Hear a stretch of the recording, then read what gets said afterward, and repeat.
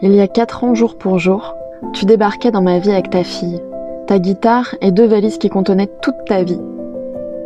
Je t'attendais à l'aéroport de Nantes avec une pancarte marquée « Bienvenue à l'homme de ma vie ».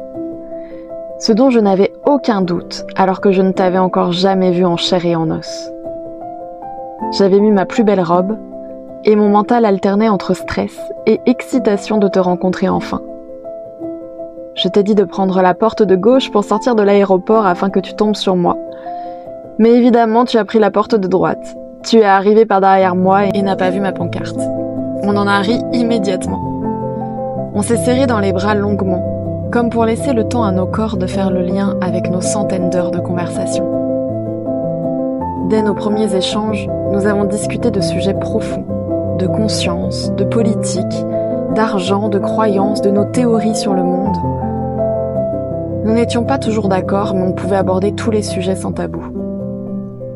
Quand on est rentré à la maison, la première chose que je t'ai dite, c'est de ne pas t'habituer à cet état de rangement. J'avais fait le ménage à fond pendant des jours, la maison était nickel et je t'avais fait de la place dans les placards, comme si je savais déjà que tu ne repartirais jamais.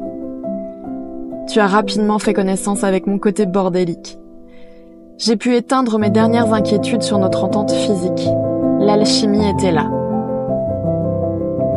On a eu immédiatement tout pour être heureux. Et ça, c'est un truc qui agace les gens malheureux.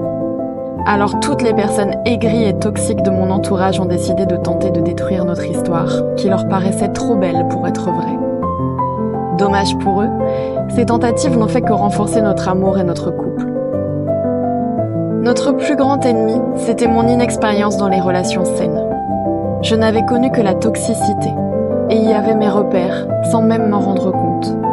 J'avais l'affectif à l'envers, comme tu le décris si bien. J'ai dû tout réapprendre. Comprendre que l'on peut vivre sans jeu de pouvoir, sans chantage affectif. Un amour intense et respectueux de chacun. C'est encore parfois notre plus grand défi. Comme quand tu ris à chacune de mes phrases et que tu dois me rassurer que c'est parce que mes expressions t'amusent, quand j'ai toujours été habituée à la moquerie et au dénigrement. On est tellement différents que c'est parfois incroyable de voir à quel point on se complète. Cela fait 4 ans que je déteste la sensation que ça me fait quand tu fais craquer tes doigts à côté de moi. 4 ans que je te vois dédier ta vie à essayer d'éclairer les humains sur les enjeux de notre société et que je te vois parfois démoralisé face à la masse ignare dans laquelle on baigne. Cela fait 4 ans que je me réveille seule dans notre lit car tu es déjà réveillé depuis des heures quand j'ouvre enfin les yeux. Mais que tu me rejoins immédiatement pour m'embrasser quand j'émerge des bras de Morphée. Cela fait 4 ans que tu soupires face à mes blagues graveleuses, mais que tu ne peux t'empêcher de sourire en même temps. Cela fait 4 ans que je rigole à tes blagues d'intello juste parce que je n'y comprends rien et que j'ai pas la ref. Sur le papier, presque tout nous oppose, mais nos valeurs nous unissent. Un duo d'incorruptibles. Ce besoin viscéral d'être le plus libre possible, en phase avec nos convictions, quoi qu'il nous en coûte, et d'être le plus intègre possible, même si ça nous éloigne de ce monde corrompu jusqu'à la moelle. Au bout de quelques semaines ensemble, je t'ai dit que j'aimerais tellement que tous les humains puissent vivre une telle relation enrichissante. Je t'ai dit, imagine une planète remplie de personnes heureuses en relation. La puissance créatrice qu'elles auraient serait incroyable.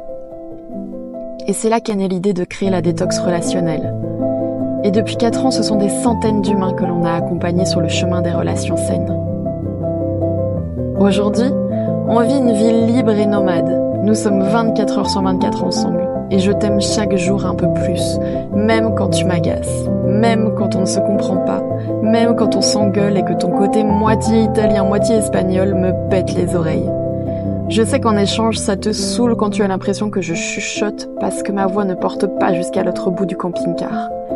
Tu me soupçonnes même de le faire exprès pour que tu te rapproches de moi, car j'en profite pour t'embrasser et te serrer contre moi. Chaque matin, je me sens immensément chanceuse d'être vivante et de te retrouver. On peut rester des heures sans se parler si on est occupé chacun de notre côté, ou parler des heures selon les jours. On dit souvent que l'on sait que l'on a trouvé la bonne personne lorsque notre amoureux est aussi notre meilleur ami. Alors je n'ai aucun doute.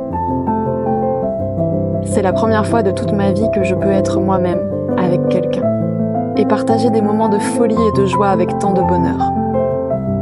J'ai l'impression que l'on est ensemble depuis un siècle et je souhaite que cela dure au-delà du temps. Tu sais que je ne crois pas au mariage, que ce n'est pas du tout mon délire et que je trouve absurde de s'engager uniquement jusqu'à la mort quand on peut se souhaiter une éternité d'amour et de joie.